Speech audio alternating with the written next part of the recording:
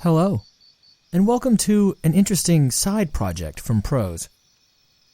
One or two parents have been noting that there is little entertainment out there for little ones, and in particular, one young Miss Layla Babaz over in Arkansas would love some more stories in her life. So, I'm going to try to do just that, releasing one or two every now and again. So to start things off today, we have the Grimm brothers, The Frog Prince.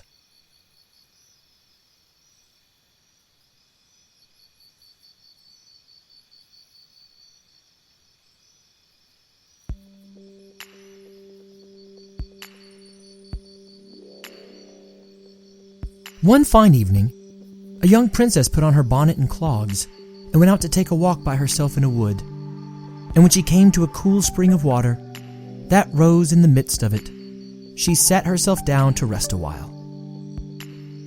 Now she had a golden ball in her hand, which was her favorite plaything, and she was always tossing it up into the air and catching it again as it fell.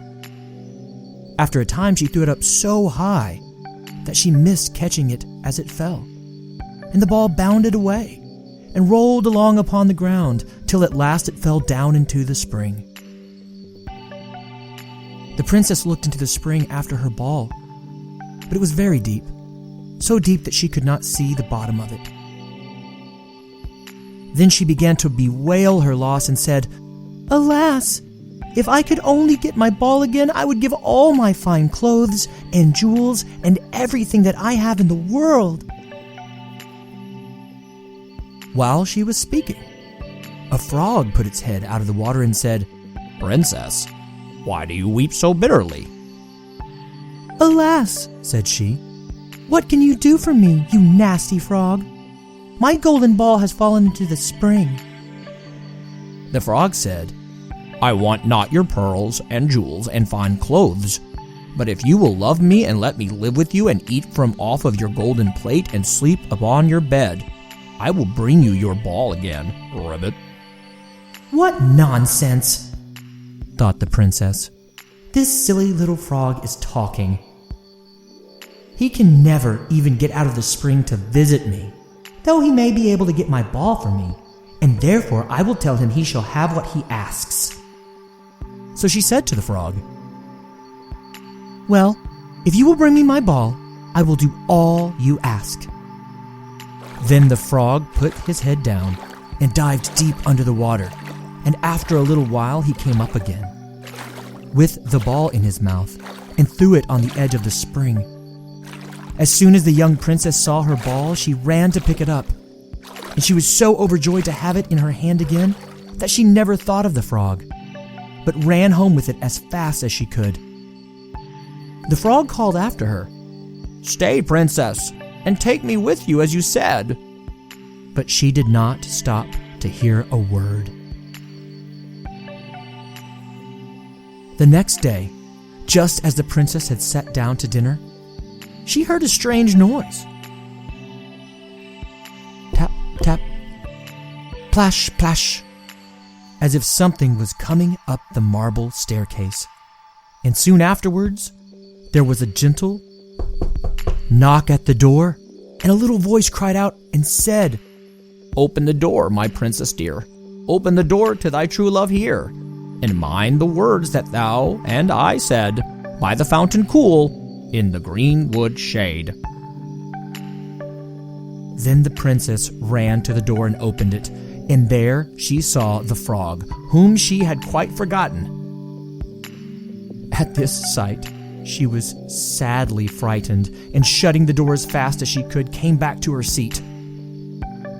The king, her father, seeing that something had frightened her, asked her what was the matter. "There is a nasty frog, Papa," said she, "there at the door, that lifted my ball for me out of the spring this morning. I told him that he should come live with me here, thinking that he could never get out of the spring, but there he is at the door, and he wants to come in." While she was speaking, the frog knocked again at the door and said, "Open the door, princess, my princess dear. Open the door to thy true love here, and mind the words that thou and I said, by the fountain cool in the greenwood shade." Then the king said to the young princess, "As you have given your word, you must keep it. So go and let him in." She did so, and the frog hopped into the room, and then straight on, tap, tap, plash, plash, from the bottom of the room to the top, till he came up close to the table where the princess sat. "Pray lift me upon the chair," said he to the princess, "and let me sit next to you." As soon as she had done this, the frog said, "Put your plate nearer to me that I may eat out of it." This she did, and when he had eaten as much as he could, he said, "Now I am tired. Carry me upstairs and put me into your bed." And the princess, though very unwilling, took him up into her hand and put him upon the pillow of her own bed, where he slept all night long. As soon as it was light, he jumped up, hopped downstairs, and went out of the house. "Now then," thought the princess, "at last he is gone, and I shall be troubled with him no more." But she was mistaken, for when night came again, she heard the same tapping on the door, and the frog came once more and said, "Open the door, my princess dear, open the door to thy true love here. And mind the words that thou and I said by the fountain cool in the greenwood shade." And when the princess opened the door, the frog came in and slept upon her pillow as before, till the morning broke. And the third night he did the same. But when the princess awoke on the following morning, she was astonished to see, instead of a frog, a handsome prince, gazing on her with the most beautiful eyes she had ever seen, and standing at the head of her bed. The prince told her that he had been enchanted by a spiteful fairy who had changed him into a frog, and that he had been fated so to abide till some princess should take him out of the spring and let him eat from her plate and sleep upon her bed for 3 nights. "You," said the prince, "have broken his cruel charm, and now I have nothing to wish for but that you should go with me into my father's kingdom, where I will marry you and love you as long as you live."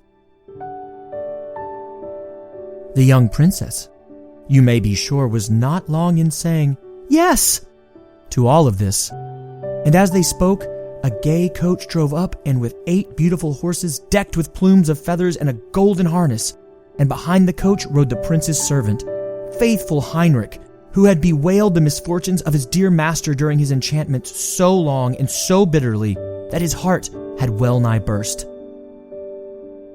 They then took leave of the king, and got into the coach with the 8 horses, and all set out full of joy and merriment for the prince's kingdom, which they reached safely. And there they lived happily a great many years.